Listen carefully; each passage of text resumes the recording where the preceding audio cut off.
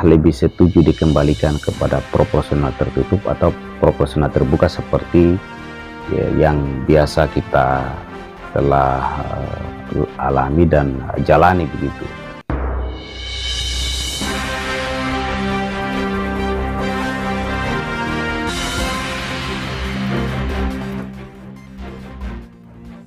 Assalamualaikum warahmatullahi wabarakatuh. Mulai hangat perbincangan publik tentang menunggu putusan Mahkamah Konstitusi ya soal pemilu ya atau sistem pemilihan kita dalam hal menghadapi Pilcaleg ini ya 2024 nanti, bahwa ada yang berpendapat dan berpandangan setuju untuk proporsional tertutup seperti dulu ya pemilihan legislatif yang lalu atau Orde Baru ya, bahwa kita tidak lagi memilih langsung terhadap caleg dan suara kita yang dihitung di sana misalnya ya langsung dihitung berdasarkan caleg yang kita pilih, tetapi akan dikembalikan seperti dulu bahwa kita hanya memilih partainya dan kemudian ya calon legislatif itu dikembalikan kepada proporsional tertutup. Ya, kita tentu ada yang sepakat dan tidak sepakat, setuju dan tidak setuju.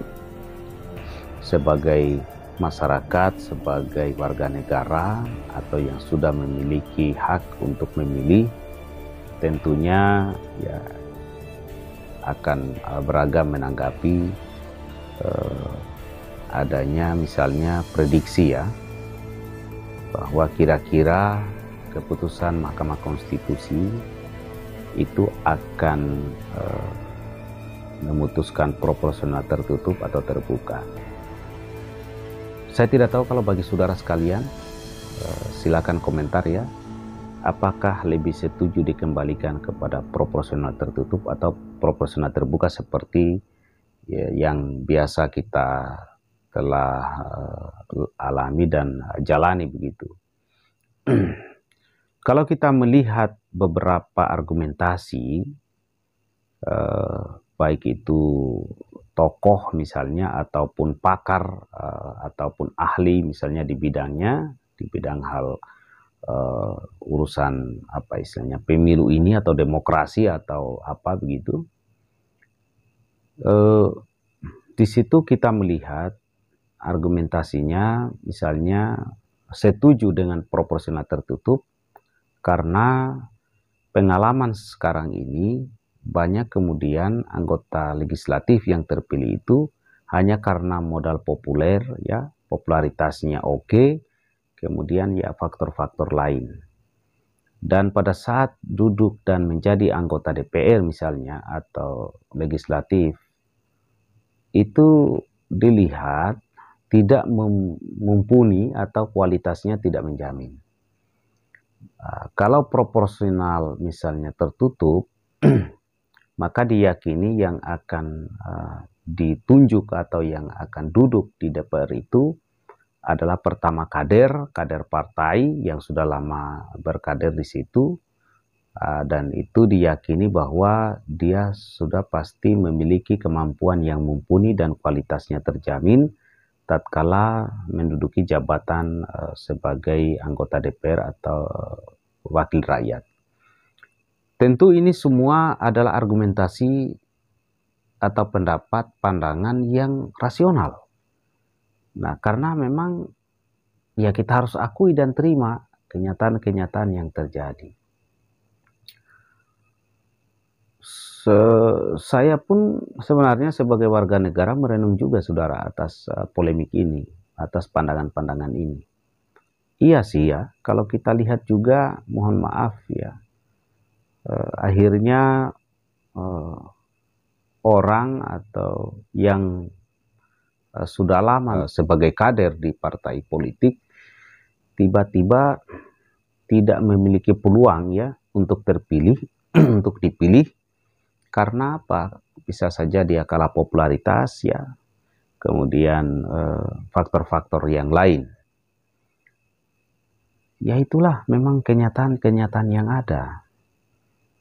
Ya, tetapi tentu kita sebagai masyarakat, sebagai warga negara, semua kita kembalikan kepada bagaimana ya hasil analisa ya bagi ya hakim-hakim yang ada di Mahkamah Konstitusi yang akan memutuskan itu.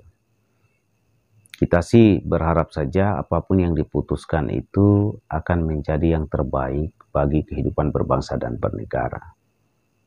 Ya, banyak juga masyarakat, saudara-saudara kita, sebangsa dan setanah air yang tatkala misalnya saya coba ajak berbincang tentang ini, ya ada yang mengatakan, wah kalau seperti itu berarti kita sebagai rakyat tidak diberi lagi hak misalnya kedaulatan untuk memilih ya wakil kita, dan itu tentunya mereka merasa seolah-olah hak mereka itu dibatasi begitu ya. Tetapi kan persoalannya juga, mohon maaf, ya dalam memilih juga ini ya kita sebagai wajib pilih, ya banyak juga yang kemudian memilih bukan karena melihat kualitas seseorang, tetapi karena adanya faktor-faktor X, faktor lain begitu yang tidak menjadikan ukuran untuk memilih seseorang itu karena kualitasnya, karena dilihat dia betul-betul memenuhi syarat sebagai anggota DPR, sebagai anggota legislatif atau perwakilan rakyat. Ya semua akhirnya menjadi serba salah kita kadang ya, menjadi serba bingung juga ya, bagaimana sesungguhnya ini agar bisa betul-betul terwujud yang disebut dengan demokrasi yang demokratis itu ya, demokrasi yang sesungguhnya. Kalau kita melihat mungkin negara-negara yang demokrasinya sudah sangat demokratis, yang kemudian ya rakyatnya itu memilih memang benar-benar menentukan pilihannya terhadap figur, terhadap sosok individu yang betul-betul mumpuni, itu mungkin juga ada keterkaitannya, ada hubungannya dengan tingkat kecerdasan dan pemahaman tentang bagaimana sesungguhnya memilih itu, ya, memilih yang tepat itu. Nah, di sisi lain juga mungkin ada faktor atau ada kaitan serta hubungannya dengan tingkat kemapanan dalam hal ekonomi mungkin, saudara. Sehingga kalau sudah mapan ekonomi, tingkat pengetahuan dan pemahamannya sudah ini, ya sistem demokrasinya juga sudah sangat bagus, ya maka ya pemilihan secara langsung itulah tadi ya kualitas yang akan dipilih itu terjamin. Mungkin itu juga menjadi pertimbangan atau yang ya bisa saja ya itu yang menjadi bagian-bagian yang dipertimbangkan. Lalu kalau seandainya dikembalikan ke proporsional tertutup nih, apakah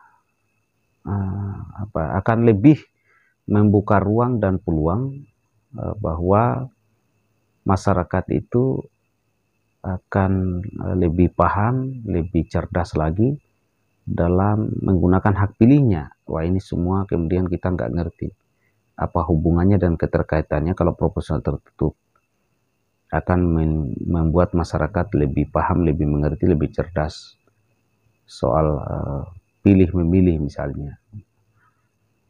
Atau misalkan biar kalau seandainya diputuskan sebagai proporsional terbuka atau seperti yang telah kita praktekkan semenjak misalnya diberlakukannya proporsional terbuka ini, dengan lakukan perbaikan-perbaikan, maksimalkan ya fungsi-fungsi misalnya pengawasan di dalam pelaksanaan pesta demokrasi. Ya, apakah kira-kira itu yang lebih baik? Misalkan kalau orang kedapatan menggunakan hal-hal yang tidak dibolehkan, misalkan money politik itu langsung dicoret misalnya, atau kalau terpilih nggak dilantik. Apakah itu yang harusnya diperkuat untuk menjaga misalnya hak suara dari setiap warga negara tadi itu tidak berpotensi untuk dipengaruhi atau diganggu kedaulatannya, hak kedaulatannya. Itu semua kemudian menjadi pertanyaan-pertanyaan ya. Kira-kira yang terbagus, yang terbaik untuk apa? Apa yang terbaik itu harus seperti apa? Ya, itu saudara, saya kira yang bisa saya sampaikan. Dan silakan komentar bagi saudara dan sahabat sekalian, apakah lebih baik itu proporsional terbuka atau proporsional tertutup. Terima kasih. Assalamualaikum warahmatullahi wabarakatuh.